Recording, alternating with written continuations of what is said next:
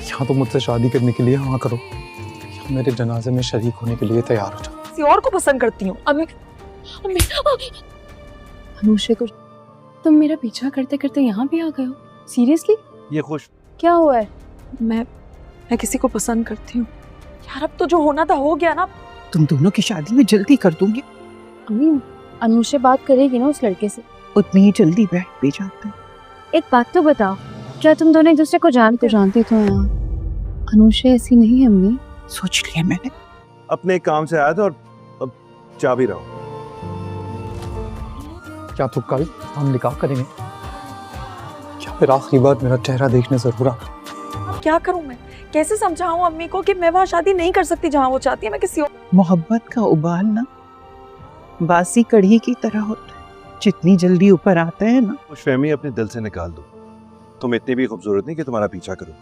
तुम नहीं तो मैं कहे जैसे तुम दोनों एक दूसरे को देखकर चौंके थे, अच्छा लगा के जानते हो? तुम क्या चाहते हो? मैं क्या करूं? सही अनुषा के रिश्ते के लिए हाँ होगी, वो फौरन ही अलीसे से कहेगी कि वो ये शादी नहीं कर सकती, तुम मम्मी को मना कर दो।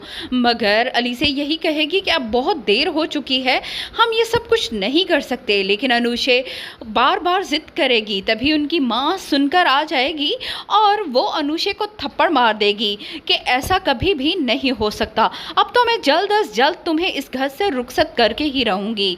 अलीसे माँ के पास आएगी कि आप अनुषा की बात सुन लें, वो लड़का अपने माँ बाप को लेकर आ जाएगा। लेकिन उसकी माँ एक जहांदीदा खातून है, वो जानती है कि ऐसी मोहब्बतें कुछ ज़्यादा पायदार नहीं होती।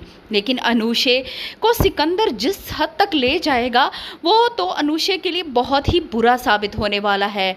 सिकंदर अनुषा से यही कहेगा कि अगर तुमने शादी की तो फिर मेरे जनाजे में शिरकत करने आ जाना।